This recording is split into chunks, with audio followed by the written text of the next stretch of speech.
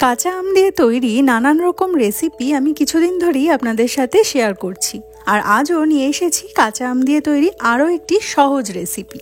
Hello friends, welcome back to my channel cooking with Sayani. আজকের recipe কাঁচা আম দিয়ে তৈরি মটর ডাল। নিরামিষের দিনে গরম ভাতের সাথে টকটক এই আম ডাল খেতে কিন্তু দারুণ লাগে। চলুন তাহলে দেরি না করে শুরু করা যাক আজকের ভিডিও। টক ডাল বানানোর জন্য একটা বোলের মধ্যে ঢেলে নিলাম 1 কাপ পরিমাণ মটর ডাল। ডালের মধ্যে যদি পাথর বা অন্য কোনো নোংরা থাকে তাহলে সেটা বেছে বাদ দিয়ে দিতে হবে। আর তারপর 3 থেকে 4 বার জল বদলে ডালটাকে ধুয়ে নিতে হবে।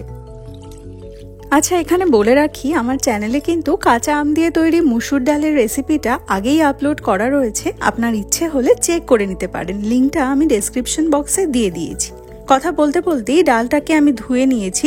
এবার ডালটাকে সেদ্ধ করার পালা।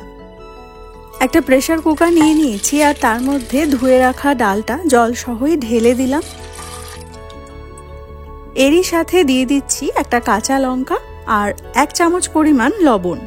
এবার প্রেসার কুকারের ঢাকনা বন্ধ করে গ্যাস অন করে 4টে হুইসেল দিয়ে ডালটা সেদ্ধ করে নেব। মটর ডাল যেহেতু সেদ্ধ হতে একটু সময় লাগে, সেই জন্য আমি 4টে হুইসেল দিয়ে নিয়েছি। প্রথমে হাই ফ্লেমে 2টো হুইসেল দিয়ে তারপর ফ্লেমটাকে মিডিয়ামে করে আরও 2টো হুইসেল দিয়ে ডাল সেদ্ধ করে নেব।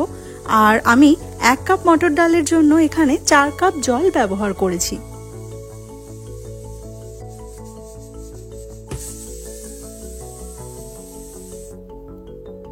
চারটে হুইসেল পড়ে গেছে, গ্যাস অফ করে দিয়েছি। এবার সম্পূর্ণ প্রেসারটা রিলিজ হওয়া পর্যন্ত ওয়েট করব। আর ততক্ষণে কাঁচা আমটা কেটে রেডি করে নিচ্ছি। এখানে একটা আমি আজকে ব্যবহার করছি। প্রথমে আমের বোটার দিকের অংশটা কেটে বাদ দিয়ে দিয়েছি আর তারপর খোসাটা ছাড়িয়ে নিচ্ছি।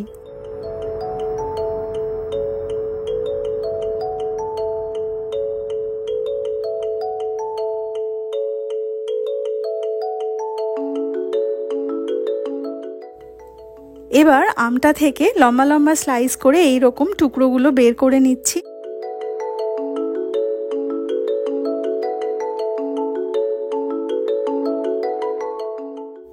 প্রায় 12 থেকে 14টা আমের লম্বা টুকরো বেরিয়ে এসেছে।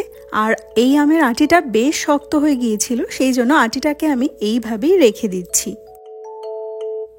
এখন আমের টুকরোগুলো 10-15 মিনিটের জন্য ঠান্ডা জলে ভিজিয়ে রাখবো, যাতে আমের কষাটে ভাবটা চলে যায়। ফিরে আসছি 15 মিনিট পরে। 15 মিনিট হয়ে গেছে। এবার ডালটা তৈরি করে নেব। তার জন্য গ্যাসের ওপর বসিয়ে দিয়েছি একটা কড়াই। কড়াইটা হালকা গরম করে তার মধ্যে ঢেলে দিলাম 1 টেবিল চামচ পরিমাণ সর্ষের তেল। তেলটা ভালো মতো গরম হওয়া পর্যন্ত অপেক্ষা করছি। সর্ষের তেল ভালো মতো গরম হয়ে গেছে। ফোড়নের জন্য প্রথমে দিয়ে দিলাম একটা তেজপাতা আর শুকনো লঙ্কা। মিডিয়াম হিটে 30 সেকেন্ড এই ফোড়নটা ফ্রাই করে নেওয়ার পরে অ্যাড করে দিচ্ছি 1/4 টিস্পুন কালো সর্ষে। আর তারপর আরও 30 সেকেন্ডের জন্য সমস্ত কিছু ফ্রাই করে নেব। আর সর্ষেটা খুব বেশি ভাজা হয়ে গেলে তেতো হয়ে যেতে পারে, সেই জন্য এইভাবে পরে আমি অ্যাড করলাম। ফোড়ন থেকে সুন্দর গন্ধ বেরোতে শুরু করেছে। এবার কেটে রাখা কাঁচা আমের টুকরোগুলো তেলের মধ্যে দিয়ে দিলাম আর তারপর লো টু মিডিয়াম হিটে মিনিট খানেক সময় ধরে একটু ফ্রাই করে নিচ্ছি।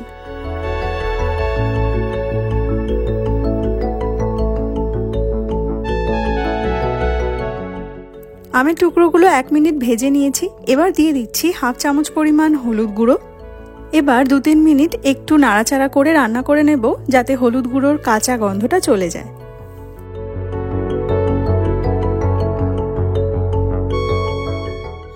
আমের টুকরোগুলো প্রায় মিনিট 3 সময় ধরে ফ্রাই করে নিলাম। এখন এইগুলো প্রায় 50% মতন সেদ্ধ হয়ে গেছে।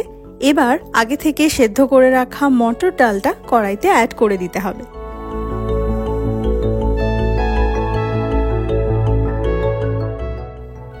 অ্যাড করে দিলাম 1 কাপ জল। এবার লো টু মিডিয়াম হিটে সবকিছুকে নেড়ে চেড়ে একটু রান্না করে নিচ্ছি। আর যে কোনো টক ডালই কিন্তু একটু পাতলা হলেই খেতে বেশি ভালো লাগে, সেই জন্য জলের পরিমাণটা আপনি আপনার পছন্দ অনুযায়ী অ্যাড করবেন।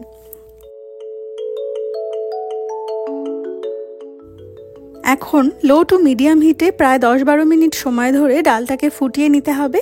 এতে করে আমের সুন্দর গন্ধ আর টক ভাবটা ডালের মধ্যে চলে আসবে। আর প্রয়োজন হলে এই সময় লবণ অ্যাড করা যেতে পারে।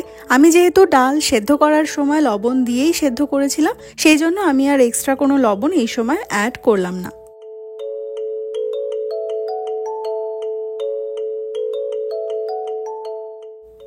প্রায় 10 মিনিট সময় ধরে মিডিয়াম হিটে ডালটা ফুটিয়ে নিয়েছি। এখন অ্যাড করে দিচ্ছি 1 চামচ পরিমাণ চিনি। এই চিনিটা আমের টক ভাবটা ব্যালেন্স করতে সাহায্য করবে। আরও একবার সবকিছুকে নেড়ে মিশিয়ে দিলাম। আর এরই সাথে রেডি হয়ে গেল আমাদের আজকের রেসিপি কাঁচা আম দিয়ে মটর ডাল।